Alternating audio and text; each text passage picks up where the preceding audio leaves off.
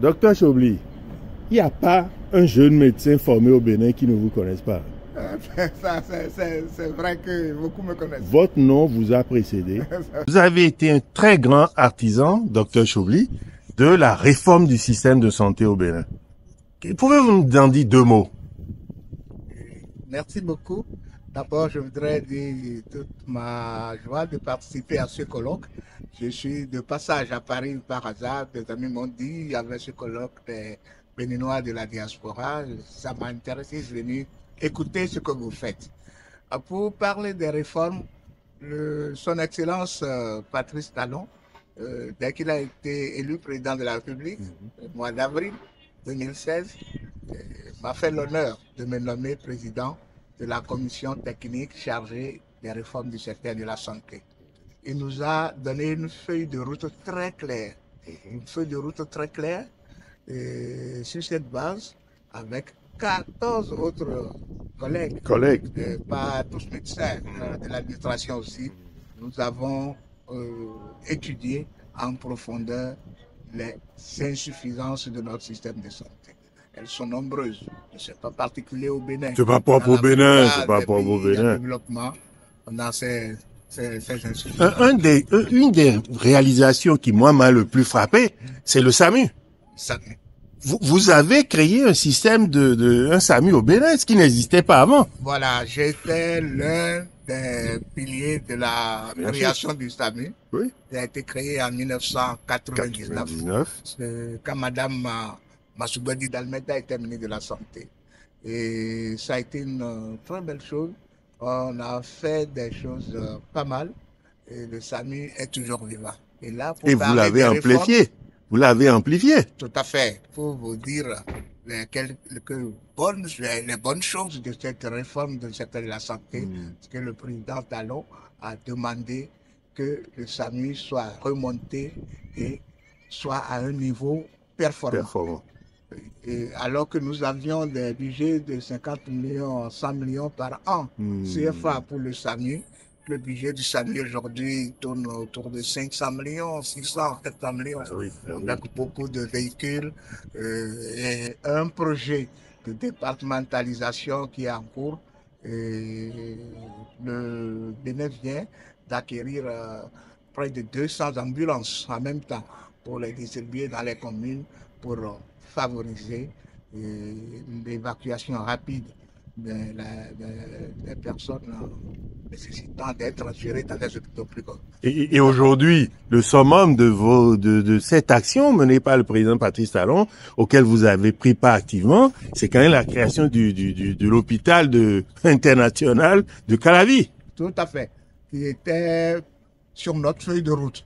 Oui, bien sûr. Le président nous a demandé de plancher sur cela. Ouais. Nous avons planché, nous avons fait des propositions et avec comme idée première de réduire au maximum les évacuations sanitaires qui coûtent très cher. On ne pourra pas les annuler complètement. Mais au moins, on va les réduire. Mais progressivement, on les a déjà réduites pas mal. Ouais. Voilà. Donc, nous avons conçu l'hôpital de référence et le président m'a fait encore l'honneur de me nommer dans le comité de suivi de l'accord Bénin-APHP, qui a plus d'autres projets s'occupaient de l'élaboration de cet hôpital. Pour un homme de votre envergure et de votre capacité à réaliser, je crois que vous n'allez pas vous arrêter en si bon chemin. Dites-moi tout. C'est quoi les prochaines étapes?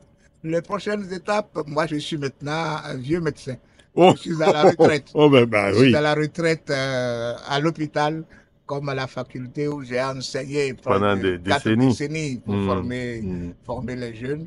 Mais nous restons toujours disponibles et chaque fois que le gouvernement en a besoin, nous sollicite pour qu'on donne nos idées, nos appuis sur des projets bien précis. Le secteur des réformes de la santé est un grand secteur. Oui. Les résultats ne seront pas immédiats. Absolument. Les collègues vont respecter toute réforme. Vous avez vu les réformes ici en France? Vous avez déjà vu une réforme qu'on ne respecte pas? Les réformes ne passent pas comme une lettre à la poste. C'est clair, c'est mais clair. Avec des actions concrètes progressivement dans le secteur de la santé, nous verrons dans quelques années des acquis. On ne peut pas dire que tout est blanc. il y a certainement certains aspects de la réforme qu'il faudra revoir. Ça fait partie de la vie et des processus d'amélioration continue. Tout à fait. Donc non. Alors, moi, je veux pas vous lâcher de sitôt, docteur, quand même, parce que une sommité comme vous prétendre que oui, la retraite, et puis si on a besoin, c'est votre modestie qui vous étouffe, là. Non, c'est-à-dire que ce qu'il y a, il faut faire place aux jeunes aussi. J'en dis combien pas. Il faut que les jeunes viennent en médecine, vous savez ce que j'ai dit, parce que en médecine, on n'est jamais retraité. Merci. C'est ce que je voulais vous entendre dire. Je vais encore à l'hôpital, donner un coup de main. Bien sûr. Des cours, bien sûr. Surtout hors du Bénin, quand on me sollicite. Ben mais on contribuera jusqu'au dernier souffle. Merci. Pour que la santé des Béninois soit prise en charge de façon optimale. Je voudrais profiter pour féliciter votre association, les médecins de la diaspora. Vous faites des actions qui ne sont pas toujours évidentes, mais ce n'est pas les actions les plus brillantes qui sont les plus profitables aux populations. Je pense qu'il faut continuer. Le Bénin, c'est pour nous tous, mais les mains dans les mains, nous devons pouvoir faire progresser notre pays. Merci infiniment, docteur. Merci beaucoup à vous. Merci infiniment. Merci. C'est moi. Et bon colloque. Merci.